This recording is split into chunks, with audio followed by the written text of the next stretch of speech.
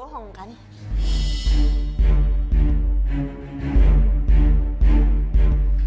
Kamu pernah jadi selingkuhannya Mas Aris kan? Bahkan aku udah pernah. Cukup.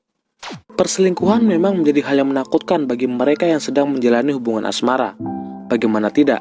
Laki-laki dan perempuan, mulai dari orang biasa hingga politisi bahkan anggota dewan, semua punya kesempatan yang sama untuk selingkuh. Apa itu selingkuh? Dan mengapa selingkuh bisa menjadi candu yang berbahaya bagi seseorang? Selingkuh itu candu.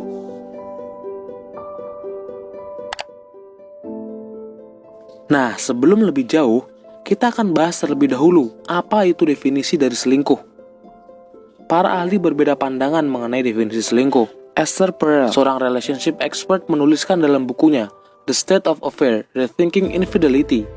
Ia menyatakan bahwa perselingkuhan melibatkan paling tidak satu dari 3 elemen, yaitu kerahasiaan, keterlibatan emosional, dan hubungan seksual.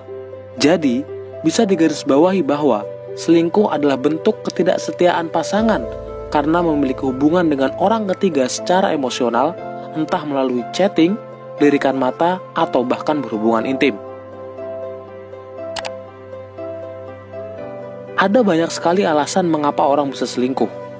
Yang pertama adalah tidak puas dengan apa yang telah ia miliki.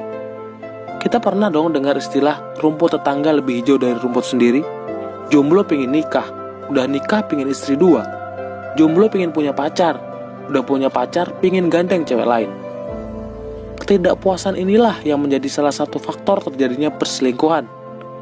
Sebuah survei yang dilakukan oleh website seperti Drug Online Doctor misalnya, dengan 2000 responden dari Amerika dan Eropa menyatakan bahwa laki-laki berselingkuh karena bertemu dengan wanita yang lebih menarik, sedangkan perempuan berselingkuh karena kurang mendapatkan perhatian dari pasangannya.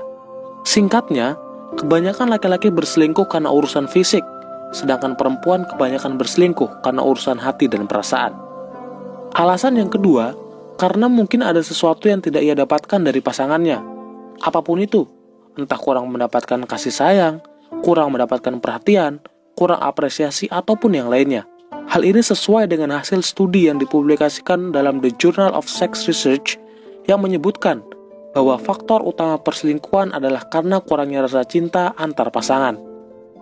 Namun, alasan-alasan di atas tidak bisa menjadi pembenaran untuk selingkuh. Toh karena jika memang ada yang kurang dari pasangan, maka bisa dibicarakan dengan baik-baik, bukan malah dilampiaskan dengan berselingkuh. Di Indonesia sendiri, perselingkuhan menjadi salah satu faktor terbesar yang memicu perceraian, selain faktor ekonomi.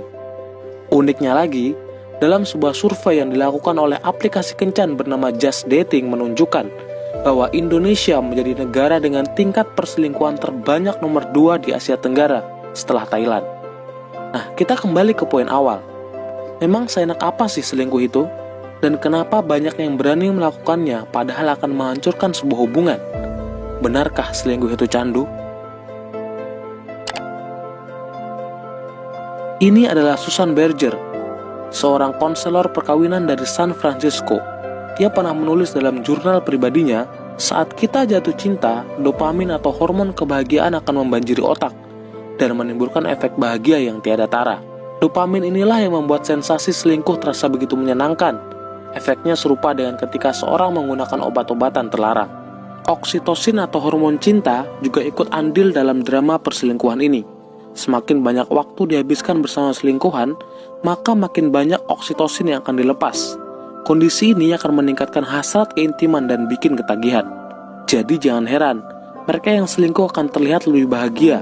Itu karena otak mereka bereaksi persis seperti perilaku pecandu narkoba. Sekali selingkuh, pasti akan selingkuh lagi. Kalimat ini ternyata ada benarnya juga. Dalam jurnal Archives of Sexual Behavior misalnya, bahwa mereka yang pernah berselingkuh di hubungan cinta sebelumnya punya kemungkinan 3 kali lebih besar selingkuh lagi di kemudian hari. Lantas kenapa bisa begitu? Alasannya simpel, karena selingkuh punya sensasi tersendiri. Memiliki pengalaman berselingkuh yang menyenangkan akan memunculkan persepsi bahwa selingkuh itu menyenangkan. Jika sudah begitu, maka bukan tidak mungkin orang itu akan melakukan perselingkuhan lagi dan lagi. Jadi kalau ada yang bilang seperti ini, Maaf sayang, aku hilaf. Aku janji gak akan selingkuh lagi. Atau seperti ini, Janji deh, gak selingkuh lagi. jangan mudah dipercaya. Selingkuh memang terlihat menyenangkan, tapi ingat, tidak semua yang enak itu menyehatkan. Lepas dari perselingkuhan persis seperti pecandu yang harus dipisahkan dengan candunya. Sulit dan pasti akan sangat sakit. Tapi setelah itu akan lebih lega dibandingkan saat masih mendua. Merasa tidak puas, tidak mendapatkan apa yang dicari, atau bahkan hanya karena ingin terlihat hebat dalam masalah asmara, menjadi alasan orang-orang untuk berselingkuh. Efek ketagihan dari nikmatnya selingkuh persis seperti bagaimana narkoba itu bekerja.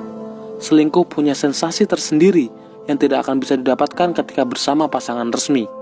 Inilah mengapa perselingkuhan selalu eksis walaupun sudah jelas menyalahi norma agama dan norma sosial di masyarakat. Selingkuh tidak memandang gender. Semua punya kesempatan yang sama. Laki-laki yang selingkuh banyak, perempuan yang selingkuh tidak sedikit. Sampai jumpa, salam universe.